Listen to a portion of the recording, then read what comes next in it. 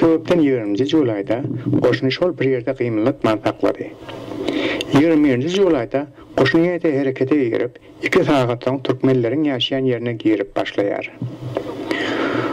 Ol yerleri Oňat telwatlyň möhim ýer kanal çekilen, weli hiç bir adamdan habar ýok.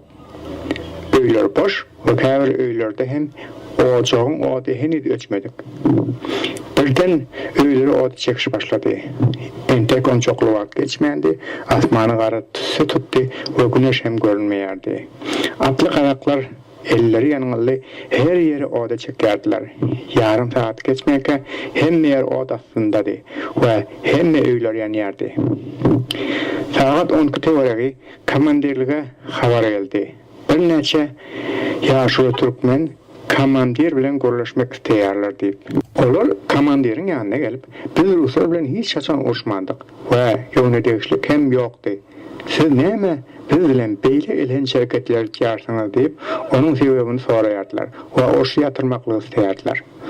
Ruslar olaryň oşy ýatyrmak islegini we haýyşlaryny reddetdiler. Ondan türkmenler onda biz hem köpçilik. Soňadan oşar diýip, atlary bilen çöle tarap gaçyp barýan iliň içine siňip ýitip gitdiler. Soňu bilen çöl tarapa halyk gaçyp barýar diýen habar gelýärdi we atly garaklar komandirlikden olary dopulmagyna ruhsat soraýardylar. Gorbaçov bolsa şol ruhsat bermäni taklanýardy. Ol bu uşa razyçylygy ýokdy. Ahyryn dopulmagy ruhsat berdi. Men bolsa saklanmany atmy dopulup barýan goşunyň öňüne tarap dopdurdum. Uruş meýdanynyň öňüne baranymdan ol ýerde ençemi elhenç wakalaryň şaýady boldum. Kılıç bedenini kesen we kellesinden ok degen türkmen hem ýerde çaşyp ýatyrdy. Arasynda kılıç ýaratyndan ölen ruslar hem bardy. Ayallar çağalaryny aşaklaryna basyp olary bedenleri we ýalyklary bilen ýapýardylar. Ýa-da bolmasa çağalaryň daşyny döwür urap, olary Rus eskerlerden goraýardylar. Bu topar ayallar we çağalar suw içinde gamışlaryň arasynda bokulup, dem almak üçin agyrlaryny tuwdan çykaryp aglaşýardylar. Käbir ýerde Rus eskerleri olary suwun gyrasyndan oka tutýardylar. Men bu ýagdaýa jydamany, başyma at kamçysy bilen olaryň ýüzüne urup, suw içindäki esirlere we çağalara aman diýip gıýgyryp ýardam berýärdim. Hemme ýerde öýü goşy halça wagap çanak çaşyp ýatyrdy. Elhenç sahneler bardy. Maşgala we çağalaryň gödeňinde öldürülen adamlar bardy. Birden top atışyp başlady we türkmenler jan howpyndan çykylyk tartyp, äger çölüň içine gaçyp siňip ýitip gitýärdiler.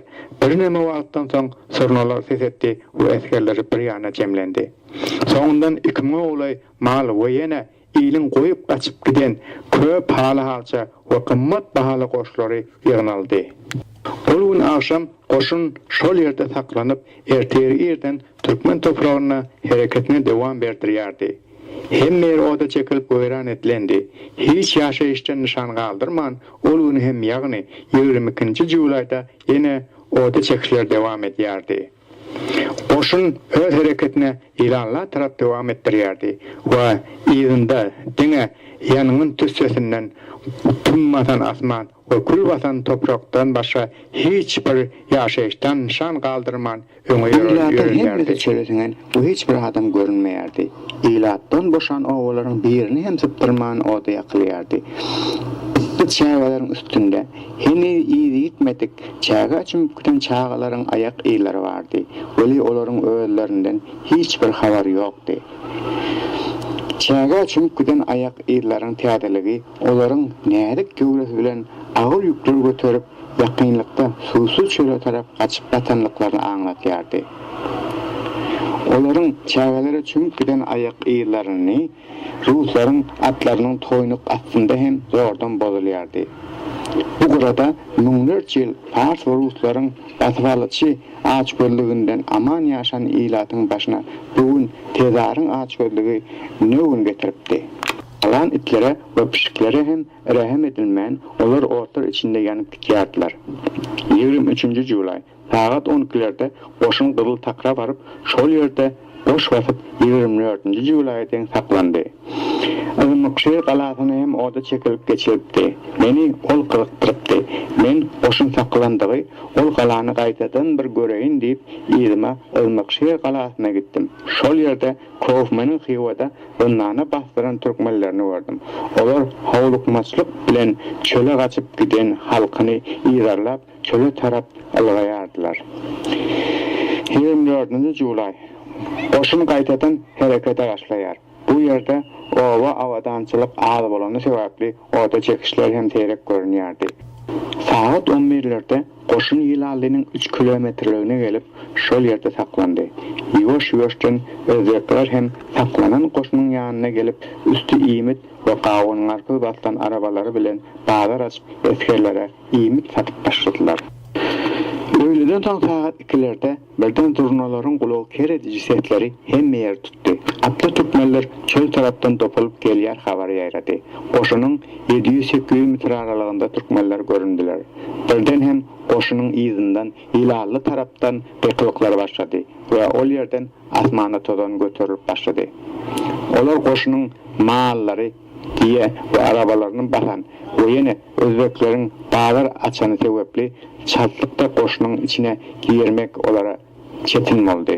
Şol sebäpli ruslar hem ýerine serpilmäge möhlet boldy. Her halda türkmenler ellerindäki kılıç, orok ve paltalary bilen 6 rus eskerini öldürdüler. Ve 2 türkmen bir kelletinden ve ýene biri Kursağından ok deyip şol ýerde öldüler. Ruslaryň ökdöligi olaryň modern ýaraklarydy. Türkmenlerde bolsa bıçak, kılıç, gama, orok we şoňa meňdeş şolar ýaly ýönekeýçe ýaraglar bardy. 25. Julay günü hem tezar koşunu şol ýerde saklandy. Günüň dowamında bir näçe gedek türkmenler komandiriň kempine gelip oşy toktatmak haýyşyny etýärdiler. Böyle olaryň bu isleği Ruslar tarapyndan red edilýärdi. Şol günü Giçlik Rus koşunda habar ýarady. Olar türkmenleriň nerede boş batyp ýatandygyny bilipdirler. Bu ertir, seher olara topaşyp etjek diýen. Şol gece saat 1'lerde uly gyklyk we aglaýyş sesler eşdildi. Türkmenler dopuldylar. Böyle olar öýlenmezden ýyda serpildiler.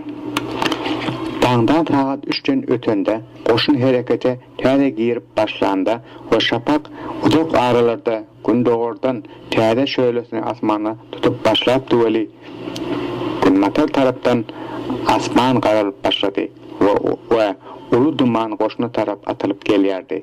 Birden hem elhenç ve korkunç gykylyklar hemme tarapdan gelip başlady. Türkmenleriň ağır almak gykılıgy kulaklary keredip barýardy.